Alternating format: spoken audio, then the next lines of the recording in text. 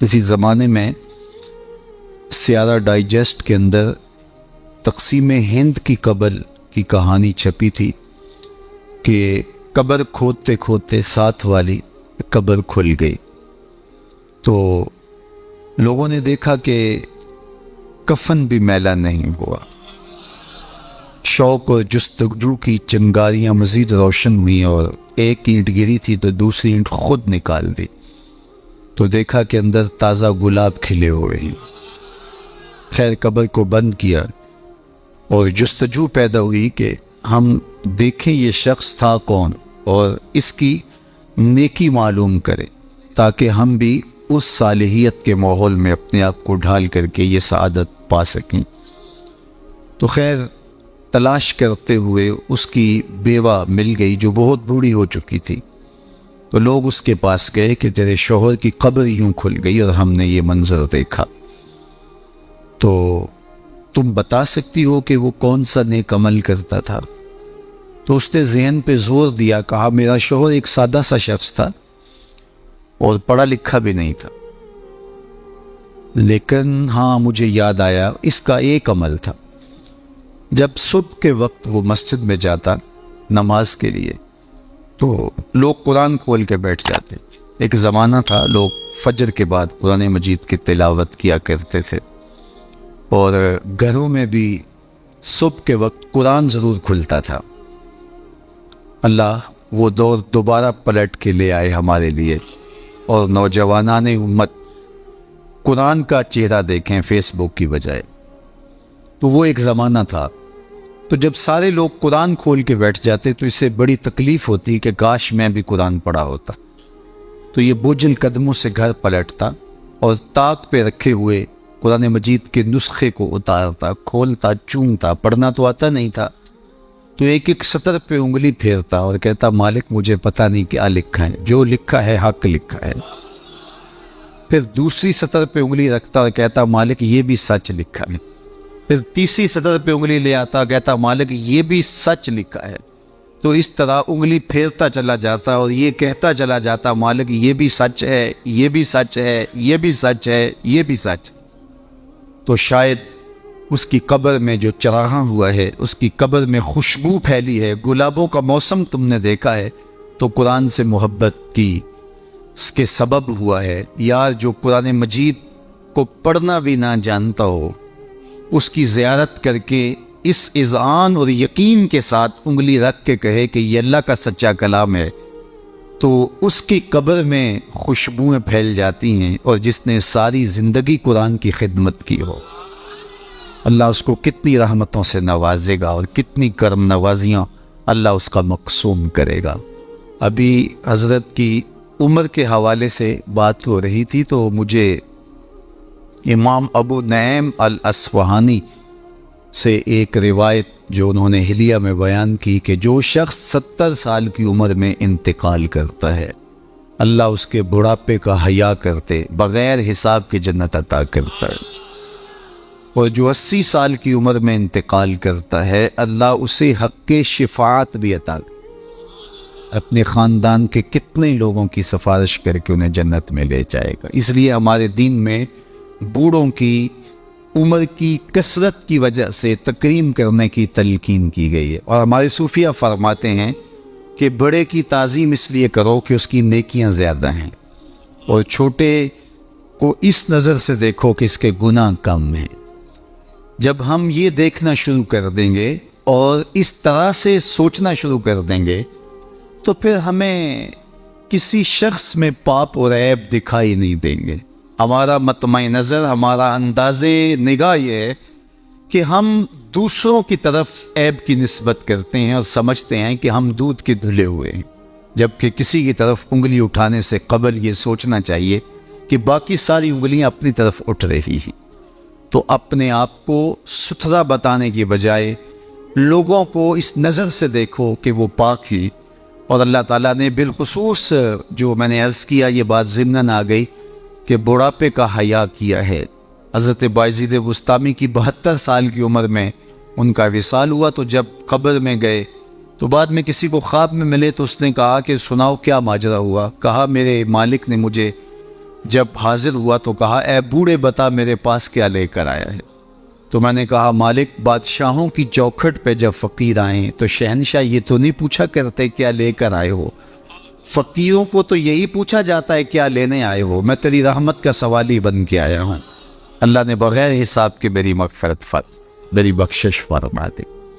اور جنہوں نے اپنی زندگیاں راہ دین پہ گزاری، حضرت سیدنا عمر رضی اللہ تعالیٰ عنہ فرماتے ہیں کہ آقا کریم علیہ السلام نے ارشاد فرمایا کہ جس شخص کے مرنے کے بعد 4 لوگوں نے اس کی اچھائی کی گواہی دے دی وہ جنتی ہے۔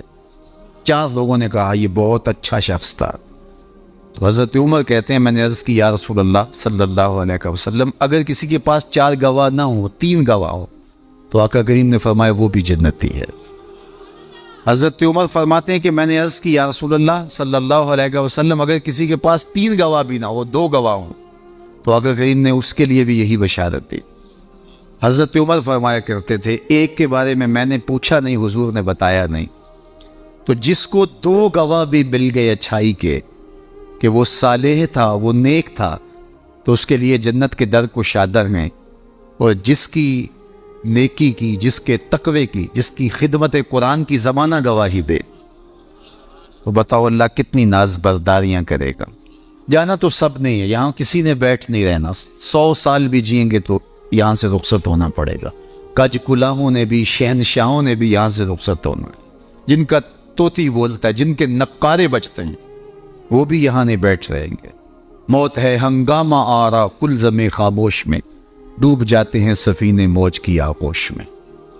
یہاں بڑے بڑے پہلوان بڑے بڑے کج کلا اور شہنشاہ باقی نہ رہے۔ کسی نے دیکھا مقدونیہ میں ایک بوڑھی عورت ایک قبر پہ بیٹھی ہے تو کہا کہ یہاں کیا کر رہی ہو؟ کہا یہاں میرا بیٹا سکندر دفن ہے۔ اس نے کہا کہ بڑھیا یہاں کئی سکندر آئے اور چلے گئے، تو یہ دنیا یہاں کسی نے نہیں بیٹھ رہنا، سب نے چلے جانا ہے، لیکن جانے کے انداز بھی نرالے ہوتے ہیں۔ ایک وہ ہوتے ہیں کہ جب جاتے ہیں تو لوگ کہتے ہیں خاص کم جہاں پاک جان چھوٹی، اور بہت بات لوگ کریں گے اور مروتاً کچھ کہیں گے بھی تو بعض کہتے ہیں جی ساڑھے نال تے جنگائی سی، مطلب کیا ہے کہ وہ اچھا آدمی نہیں تھا، جیسے میرے ساتھ اس نے زیادتی نہیں کی، ہمارے ساتھ تو اچھا ہی تھا۔ تو وہ کیسا شخص ہے کہ جس کے بارے میں اچھائی کے لفظ بولنے کے لیے بھی لفظوں کو تراشنا پڑے کہ لوگ کہیں کہ یہ غلط بیانی کر رہا ہے، اور وہ کتنا خوش نصیب ہے کہ جس کی تعریف کرتے ہوئے بے جھجک لفظ بولنے سے جو ہے وہ انسان شرمندگی محسوس نہ کرے کہ اس کی زندگی اس طہارت میں اس پاکیزگی میں اس عفت میں بسر ہوئی کہ اس نے ساری زندگی راہ خدا میں زندگی گزاری۔ تو جاتے سبھی ہیں لیکن کسی کا جانا سرخروئی کا جانا ہوتا ہے۔ موت کسی کے لیے بھیانک خواب ہوتا ہے اور کسی کے لیے یہ خوشگوار اور خوبصورت انداز ہوتا ہے، وصل حبیب کا ذریعہ ہوتا ہے۔ حضرت بلال حبشی رضی اللہ تعالی عنہ کا جب وقت آخر آتا ہے تو آپ کی زوجہ آپ کے سرانے بیٹھی تھی، جو ہی سانس ٹوٹنے لگی تو اس نے کہا واہ حسرتا ہو، ہائے افسوس میرا شوہر مجھ سے جدا ہو رہا ہے۔ تو حضرت بلال حبشی نے پلٹ کے دیکھا اور اپنی زوجہ سے کہا یہ تم کیا بول رہی ہو؟ کہا ہاں آپ مجھ سے جدا ہو رہے ہیں۔ فرمایا یہ حسرت بڑے لمحے نہیں ہے، یہ دکھ کی کہانی نہیں ہے، بلکہ میں تو اپنے آقا محمد عربی سے ملنے جا رہا ہوں۔ تو یہ وصل محبوب کا ذریعہ ہے۔ حضرت یعقوب علیہ السلام حضرت ابراہیم علیہ السلام کے پاس جب ملک الموت آئے اللہ کی طرف سے پیغام لے کر کے، تو انہوں نے کہا کہ میں قبض روح کے لیے آیا ہوں۔ حضرت خلیل نے کہا کہ عجیب بات ہے، میرا رب مجھے اپنا خلیل بھی کہتا ہے، خلیل کہتے ہیں گوڑے یار کو، تو میرا رب مجھے اپنا خلیل بھی قرار دیتا ہے، اور کیا کوئی یار بھی یار کی موت چاہتا ہے؟ اور تمہیں قبض روح کے لیے بھیجا؟ کہا میں تو حکم کا پابند ہوں، عبد معمور ہوں، بارگاہ عزتی میں دوبارہ حاضر ہوئے، تیرے بندے کے پاس حاضر ہوا تھا، اور یہ میسج ہے تیرے بندے کا تیرے نام کہ کیا کوئی یار بھی یار کی موت چاہتا ہے؟ تو کہا اے اسرائیل پھر جا میرے خلیل کو میرا سلام دے اور کہے کبھی ایسا بھی ہوا ہے یار یار کو بلائے اور وہ ملنے بھی نہ آئے؟ تو روح بے چین ہو گئی، کہا دیر نہ کر جلدی قبض کر لے۔ تو یہ تو اس لمحے کے انتظار میں ہوتے ہیں، موت میں فرق ہوتا ہے. رومی نے بڑی خوبصورت مثال سے دونوں اموات کا ذکر کیا ہے. اس شخص کی کہانی جو اس دنیا میں عیش و عشرت کر کے آخرت کو بھول جاتا ہے، اور اس شخص کی کہانی جس کا مطمع نظر آخرت ہوتی ہے اور وہ اس دنیا کو آخرت کے لیے گزارتا ہے، چونکہ یہ آخرت کی کھیتی ہے. یہ بوائی کا موسم ہے، آخرت کٹائی کا موسم ہے. بوائی کے موسم میں جو کسان مٹی سے مٹی ہو جاتا ہے، سحری کے وقت اٹھتا ہے، کھیتوں میں ہل جوتتا ہے، جڑی بوٹیاں تلف کرتا ہے، بیج ڈالتا ہے، سہاگا دیتا ہے، پانی ڈالتا ہے، تو کٹائی کے موسم میں فصل بھی وہی اٹھاتا ہے. اور جو بوائی کے موسم میں کلف لگے لباس پہن کے گھومتا ہے، آوارگی کرتا ہے، سحری کے وقت اٹھ نہیں پاتا، کھیتوں کو جاتا نہیں، جڑی بوٹیاں تلف نہیں کرتا، تو کٹائی کے موسم کے اندر اس کے ہاتھ کچھ نہیں آتا. یہ مزرع الاخرہ ہے، یہ بوائی کا موسم ہے، آخرت کٹائی کا موسم ہے. تو جس نے اس زندگی کو آخرت کے لیے گزارا اور دیکھا کہ میں اس دنیا پہ آیا کیوں ہوں، مقصد زندگی کیا تھا، مقصود زیست کیا تھا، کیوں اس دنیا میں آیا ہوں، تو وہی سرخرو کامیاب ہے. رومی کا انداز تمثیل کا ہے اور وہ سادہ لفظوں میں بات کرتے ہیں، روح تک اتر جاتی. اور یہ ان کو اللہ نے ملکہ عطا کیا ہے. اور یہی کمال ہوتا ہے، یہ نہیں ہے کہ 3 گھنٹے کی تقریر ہو اور نتیجہ کچھ بھی نہ نکلے. بات یہ ہے کہ آپ بات کریں لیکن بات روح میں کھبتی چلی جائے، لہو خورشید کا ٹپکے اگر ذرے کا جگر چیرے. تو حضرت رومی کو یہ فن آتا ہے، وہ سوز و ساز کی کائنات کا بادشاہ، اور وہ تمثیل سے بہت ادق اور دقیق مسائل سمجھانے کا فن جاننے والا. اس بہت بڑی حقیقت کو ایک مثال سے سمجھاتے ہیں. کہتے ہیں دیار مصر میں کوئی علاقہ تھا اور جہاں کا سیاسی نظم یہ تھا کہ وہ سال کی آخری تاریخ کو اپنے بادشاہ کو کسی جنگل میں پھینک دیتے اور پہلی تاریخ کو ساحل پہ آ جاتے. سب سے پہلے ان کے ساحل پہ جو شخص آتا اس کو اپنا بادشاہ مان لیتے. کہیں جمہوری طریقہ ہوتا ہے، کہیں صدارتی نظم ہوتا ہے، ان کا نظام یہ تھا، رکھا تھا. اور جو بھی تخت نشین ہوتا وہ بھول جاتا کہ میرے ساتھ کیا ہونے والا ہے. اس کو پہلے دن بتا دیتے کہ 1 سال کے لیے تو تخت نشین رہے گا اور اس کے بعد تجھے اس جنگل میں پھینک آئیں گے جو جزیرے کے دوسری سمت ہے، اور اس میں موذی جانوروں کا رین بسیرا ہے اور تھوہر اور کانٹے دار درخت ہیں. لیکن وہ بھول جاتا وہ تخت کی لذتیں اور اس کا سرور اور اس کا نشہ ہی ایسا ہوتا، اسے یاد ہی نہ رہتا کہ سال کے بعد میرے ساتھ کیا ہونے والا ہے. اور جو ہی سال کی آخری تاریخ ہوتی زنجیروں میں جکڑ کے ادھر پھینکتے پھر روتا ہے مجھے تم کہاں لے جا رہے ہو. ایک مرتبہ وہ اپنا پرانا بادشاہ پھینک کر کے نیا بادشاہ لینے ساحل پہ آئے تو جو شخص سب سے پہلے ساحل پہ اترا وہ تاجر شخص تھا. اس کے گلے میں پھولوں کے ہار ڈالے، گارڈ آف آنر پیش کیا. اس نے کہا یہ کیا ہے میرے لیے؟ کہا کہ یہ ہمارا دستور ہے، ہم سال کی پہلی تاریخ کو یہاں سے حکمران لیتے ہیں اور آخری تاریخ کو دوسری جانب پھینک آتے.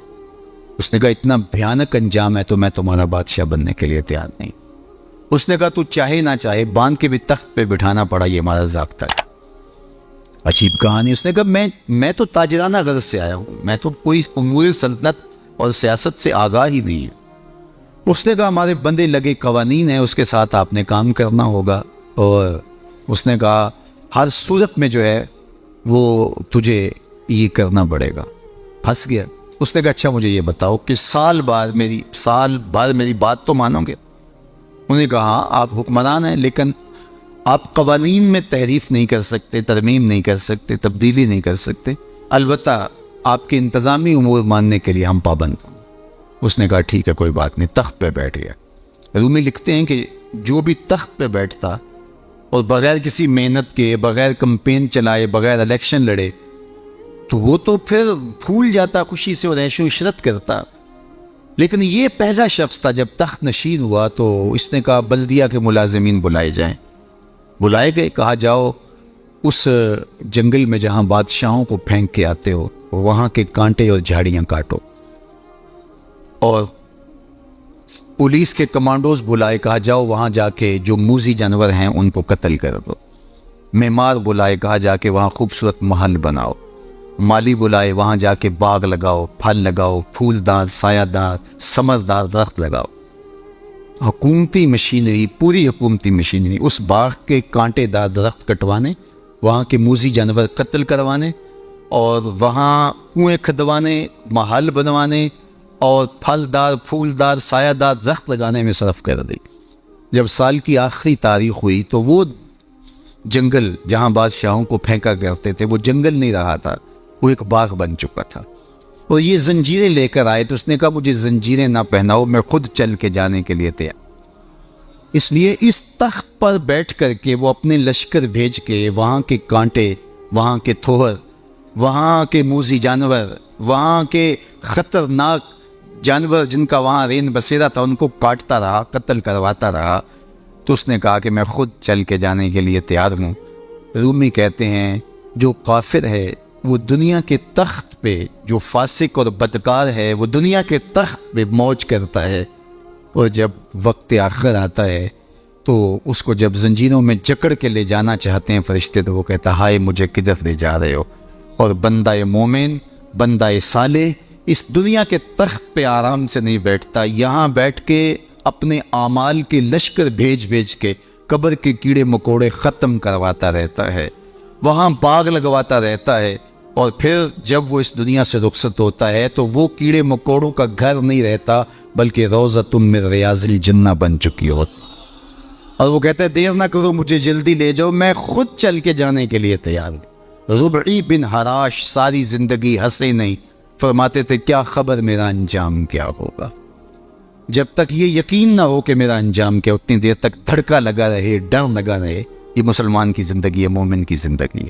ابھی ملیکہ فرماتے ہیں کہ میں 30 اصحاب رسول سے ملا ہوں، بخاری کتاب الایمان اٹھائیے، 30 اصحاب رسول سے ملا ہوں، اور ہر ایک اپنی آخرت کے بارے میں سخت فکر مند تھا۔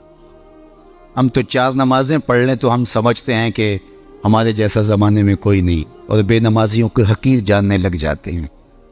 30 اصحاب سے ملاقات ہوئی ہے اور یہ ڈرتے رہتے تھے کہ میرا انجام، رنگا رنگ سہیلیاں پرن کرے پر پریا استا جانی جستا توڑ چ۔ انما الاعمال بالخواتیم، اعمال کا دار و مدار حسن خاتمہ پہ ہے، جس کا اخیر ٹھیک ہو گیا۔ ورنہ کتنے لوگ ہیں کہ زندگی ساری اچھی، انجام بخیر نہیں۔ ہمارے سامنے بلعام بن باورا کی مثال موجود، بنی اسرائیل کا مستجاب الدعوات ولی تھا، ہاتھ پھیلا کے دعا مانگتا تو ہاتھ منہ پہ بعد میں پھیرتا، قبولیت پہلے ہو جاتی۔ لیکن پھر اسی کے بارے میں قرآن نے کہا نا مَثَلُهُ كَمَثَلِ الْكَلْبِ، اس کی مثال کتے کی مثال، زبان لٹک گئی، زمین چاٹتا تھا، نبی کے خلاف ہاتھ اٹھا دیے، سمجھا میں مقبول بارگاہ ہو گیا۔ اللہ اکبر، انجام ٹھیک نہیں ہوا۔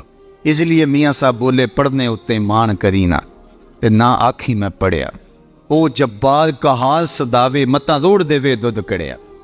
جب تک انجام بخیر نہ ہو، بایزید بستامی سے ایک بڑھیا نے کہا تھا کہ میرے گدھے کی 2 مچھی ہے یا آپ کی داڑھی اچھی ہے؟ کہا فی الحال نہیں بتا سکتا، یہ تو مرنے کے بعد ہی بتا سکتا ہوں۔ تو جب تک انجام بخیر نہ ہو اللہ سے دعا مانگے کہ اللہ خاتمہ ایمان۔ ساری زندگی دین کی راہوں کے مسافر رہی، اور جب سانس ٹوٹ رہی ہو محمد عربی کا کلمہ زبان پہ جاری، آخری قول کلمہ طیبہ کا ہو ہمارے لبوں کے اوپر۔ روبی بن حراش ساری زندگی مسکرائی نہیں، فرماتے تھے کیا خبر انجام کیا ہوگا۔ اللہ اکبر، خیر وقت آخر تو آنا ہی تھا۔ تو جب آخری وقت آیا تو ان کے بھائی ربی بن حراش نے کہا جاؤ، غسال کو بلا کے کہا میرے بھائی کو غسل دو۔ تو وہ غسل دینے داخل ہوا تو فوراً باہر آ گیا۔ اتنی جلدی؟ کہا تیرا بھائی بڑا عجیب ہے۔ کہا ہوا کیا؟ کہا نحنو نغتسلہ وہو یتبسم، ہم اسے غسل دیتے ہیں اور یہ آگے سے مسکرا رہا۔ اقبال نے کہا تھا نا نشان مرد مومن بات گوئم، چوں مرگ آئے تبسم بر لب اوست۔ آ تجھے اللہ کے بندے کی نشانی بتاؤں، جب موت آتی ہے تو اس کی پیشانی پہ ندامت کا پسینہ نہیں ہوتا، اس کے لبوں پہ کامیابی کی مسکراہٹ پھیل جاتی۔ کہا یا تیرا بھائی بڑا عجیب ہے، نحنو نغتسلہ وہو یتبسم، ہم اسے غسل دیتے ہیں وہ آگے سے مسکراتا ہے۔ کہا میرے بھائی نے قسم کی تھی جب تک اچھا انجام نہیں دیکھوں گا نہیں مسکراؤں گا۔ پورے شہر میں شور مچ گیا، ایک بندہ مرنے کے بعد مسکرایا ہے۔ بعض لوگ تو بہت خوش ہوئے، بعض نے کہا یہ گھڑی ہوئی کہانیاں ہیں، یہ مریدین کا اعتقاد ہے، ان کا حسن اعتقاد ہے، کیسے ہو سکتا ہے مرنے کے بعد مسکرائے؟ ایک بہت بڑا ہجوم جمع ہو گیا حضرت کی زیارت کے لیے. بعض لوگ تیکھے سوال لیے، بعض محض تماشائی، بعض سیدھا سیدھا انکار کر رہے ہیں. پورا پسرا امٹ آیا. اتنے میں انہیں غسل دے کے چارپائی پہ ڈال کے کفن بھی ڈال دیا گیا تھا.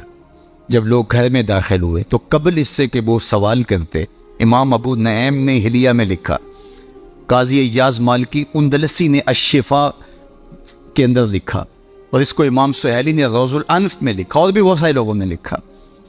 جب لوگ داخل ہوئے اور تیکھے تیکھے سوال تھے کہ یہ پوچھیں گے، یہ بات کریں گے، کیسے مسکرائے، سچ ہے، غلط ہے، جھوٹ ہے، اور یہ چارپائی پر ڈالے جا چکے تھے، کفن اڑا دیا گیا تھا. جب لوگ داخل ہوئے تو انہوں نے کفن ہٹایا، ہاتھ باہر نکالا اور لوگوں سے مخاطبت کرتے ہوئے کہا السلام علیکم. لوگ حیرت میں ڈوب گئے، وعلیکم السلام اتتکلم بعد الموت، عجیب بات ہے، مرنے کے بعد باتیں کر رہے ہو؟ قال نعم اتکلم بعد الموت، ہاں ہاں مرنے کے بعد باتیں کر رہا ہوں.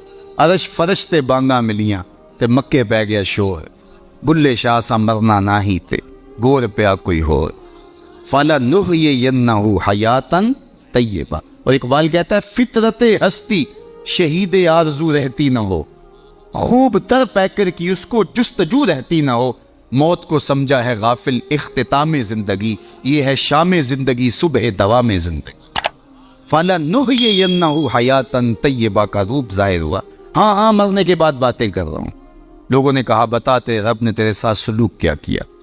تو ربی بن حراج جو فوت ہو گئے وہ بول کے کہہ رہے استقبلنی ربی غیر غضبان واستقبلنی بروح وریحان. اس کی قدرت والے چہرے پہ کوئی غصہ نہیں تھا، اس نے روح و ریحان کے پھول میرے گلے میں ڈالے. لوگوں نے باتیں پوچھنا شروع کر دی. شکر ہے کو مرنے والا بول پڑا، کوئی ادھر کی بات کر رہے، ادھر کی بات پوچھ رہے. جب سلسلہ کلام طول پکڑنے لگا تو ربی بن حراش لکھتے ہیں، ربی بن حراش کہتے ہیں کہ اجلوا بی ولا تؤخروا بی لان ابا القاسم ينتظر علی الصلاۃ، دیر نہ کرو مجھے جلدی قبرستان میں لے جاؤ، تم مجھے باتوں میں لگا رہے ہو، امام الانبیاء میرے جنازے کا انتظار کر. اگر اپنی زندگی اس کی رضا کے مطابق گزارے گا تو تمہارا وہاں انتظار ہو. مرنے کا فرق ہے، ہر کوئی مرتا ہے، لیکن یہ مرنا جو یاد الہی میں اپنے آپ کو ڈبو دے، اور مرنے سے قبل جو مر جائے، موتو قبل ان تموتوا، صوفیہ تو یہی کہتے ہیں نا کہ مرنے سے قبل مر جاؤ. تو جب مرنے سے ہی قبل مر جائے تو الجبرے کا قاعدہ ہے نا کہ نفی جب نفی سے ضرب کھاتی ہے تو جمع کی صورت میں جواب آتا ہے. تو جو پہلے ہی مرا ہوا تھا، اپنے آپ کو، اپنے نفس کو اس نے مار دیا، اپنی خواہشات کو ترک کر دیا، تو وہ موتو قبل ان تموتو کے زمرے میں تھا. تو پھر موت کو موت آئی تو نفی سے ٹکرائی تو حیات بن گئی. تو یہ حیات طیبہ کی صورت بن کے سامنے آئی اور ابری. اس لیے اللہ والے قبروں میں جا کر بھی جو ہے وہ ایک حیات طیبہ اور ایک زندگی، پاکیزہ زندگی کا نور پاتے ہیں، اور اللہ تعالیٰ ان کے ذریعے سے لوگوں کی فیض رسانی کا سامان کرتا ہے. ورنہ دنیا کے اوپر آئے، آ کے چلے گئے، آج ان کا نام و نشان بھی نہیں ہے. جن کے طوطی بولتے تھے، نقارے بجتے تھے، آل ساسان 3150 سال ایران پہ حکومت کرتے رہے، آج آل ساسان کا دنیا نام بھی نہیں جانتی. مشتاق نے کہا تھا مٹ گیا مشتاق دل سے رنگے یاد رفتگاں، پھول مہنگے ہو گئے قبریں پرانی. قبروں کے نشان بھی یاد نہیں ہوتے. پوتے کو لے کر کے دادا جاتا ہے، تمہارے پردادا کی یہاں کر کے کہیں قبر ہوتی تھی، اور قبر بارش کے آثار مٹا چکے ہوتے ہیں، وہ ڈھونڈتا پھرتا ہے قبر کہاں تھی، نشان بھی باقی نہیں رہتے. لیکن جنہوں نے اپنی زندگیاں اللہ کے نام پہ گزاری ہوتی ہیں، دیکھیے ہزار سال بیت گئے، آج بھی ان کی قبر پہ چراغاں، کیسی رونقیں اور کیسی تازگیاں اور کیسی فرحتیں. آپ لاہور جاتے ہیں نا تو راوی کے اس پار جہانگیر کا مقبرہ ہے، وہاں دن کو جائیں یا شام کو آپ کو حسرتیں برستی دکھائی دیں. اب ایک پارک بن گیا جس کے دم سے تھوڑی سی رونق ہے، لیکن احاطہ مزار پہ اگر آپ جائیں تو وہاں آپ کو قرآن پڑھنے والے لوگ موجود نہیں ملیں گے، تاش کھیلنے والی ٹولیاں بیٹھی نظر آئیں. وہاں آپ کو تازہ گلاب نہیں ملیں گے، وہاں آپ کو جانوروں کی بینٹیں پڑی ہوئی نظر آئیں. وہ مطلق العنان حکمران بر صغیر پاک و ہند کا آج حسرت نے برس. بالکل اس کے ساتھ ملکہ نور جہاں کا مقبرہ ہے. جب بادشاہ تخت پہ بیٹھتا تھا تو ملکہ پیچھے بیٹھتی تھی, اور بادشاہ کا فیصلہ اسے کوئی پسند نہیں ہوتا تو پیچھے سے کمر ٹھونکتی. بادشاہ فیصلہ تبدیل کر دیتا. جس کے اشارہ ابرو پر ہندوستان کی تقدیر کے فیصلے لکھے تھے, نیچے اندھیرے میں اس کی بھی قبر ہے. اور ان کی اپنی بیٹی زیب النساء کا شعر لوح مزار پہ کندہ ہے. بر مزار ماں غریباں نہ چراغے نہ گلے, نہ پرے پروانہ سوزت نہ صدائے بلبلے. ہم غریبوں کی قبر پہ نہ کوئی چراغ جلانے آئے گا, نہ کوئی پھول ڈالنے. آج غریب بنیں گے. جو بر صغیر کی پوری راجدھانی کے مالک تھے آج غریب بنے. بر مزار ماں غریباں, یہ شہزادی کا شعر ہے. بر مزار ماں غریباں نہ چراغے نہ گلے, نہ پرے پروانہ سوزت نہ صدائے بلبلے. نہ بلبل گیت گانے آتا ہے اور نہ پروانہ پر جلانے آتا ہے. یہ میں بادشاہوں کی کہانی سنا رہا ہوں. یہ راوی کے اس پار کی کہانی ہے. اب راوی کا پل پار کر جائیں. ایک لوح مزار ادھر بھی ہے. یہاں تو لکھا ہے بر مزار ماں غریباں نہ چراغے نہ گلے, اور وہاں لکھا ہے گنج بخشے فیض عالم مظہر نور خدا, نہ کساں را پیر کامل کاملاں را رہنما. اب میں نے اور آپ نے دیکھنا ہے ہم کس زمرے میں آنا ہے, کن کے ساتھ جڑنا ہے, کن سے وابستگی اختیار کرنی ہے, کس دائرے میں آنا ہے. سلطنت روم کا شہنشاہ, اس دور کی سپر طاقت. لیکن اگر میں آپ سے پوچھوں جس زمانے میں میرے حضور آئے تھے اس زمانے کے خاقان کا نام کیا ہے, تو آپ میں سے کوئی بتا سکتا ہے؟ میں علماء کو چھوڑتا ہوں, تاریخ کا گہرا مطالعہ کسی کا ہو تو الگ بات ہے. لیکن اگر پوچھوں جس دور میں میرے حضور آئے اس دور کے خاقان کا نام کیا تھا, شاید کوئی نہ بتا سکے. اچھا میں پوچھتا اس دور کے کیسر کا نام کیا تھا؟ اس دور کا ٹرمپ تو وہی تھا نا, لیکن آج اس کا نام کوئی بھی نہیں جانتا. چلو میں پوچھتا اس دور کے کسرا کا نام کیا تھا؟ سوائے تاریخ کے طالب علموں کے کوئی نہیں بتا سکے گا. چلو میں یہ پوچھتا ہوں, اور اس مجلس میں موجود سب سے کم عمر بچے سے پوچھتا ہوں کہ جس زمانے میں میرے حضور آئے میرے حضور کے مؤذن کا نام کیا؟ تو وہ سر اٹھا کے بلال حبشی کا نام لے گا. یار اس دور کی سپر طاقت کے مطلق العنان حکمران کا نام تو زمانے کو یاد نہیں. کیسر کا نام, کسرا کا نام, خاقان کا نام زمانے کو یاد نہیں ہے, لیکن بلال حبشی کا نام آج بھی سینوں پہ لکھا ہے. تو اقبال تڑپ کے بولا, اقبال یہ کس کے عشق کا فیض عام ہے, رومی فنا ہوا حبشی کو دوا.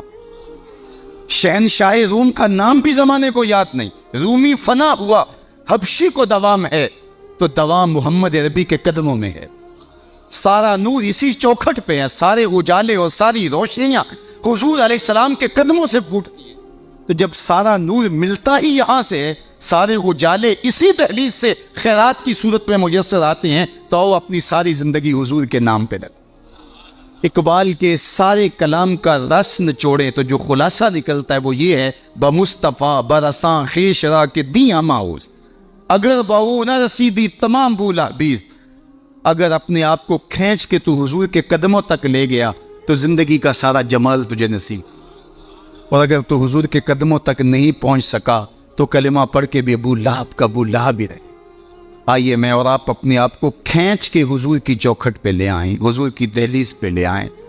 ہمارے یہ سادات, یہ علماء, یہ پیران عظام, یہ بزرگان دین اسی پیغام کو لے کر کے میدان عمل میں موجود ہیں. اپنی زندگیاں انہوں نے اسی لیے وقف کی ہیں کہ لوگوں کو حضور سے جوڑا جائے, حضور سے وابستگی, آقا کریم سے دل بستگی, حضور سے تعلق کی خاطر قلبی ربط پیدا ہو جائے. اور یہ جتنا مضبوط ہوگا زندگی اس قدر ہی جمال پرور ہوتی چلی جائے گی.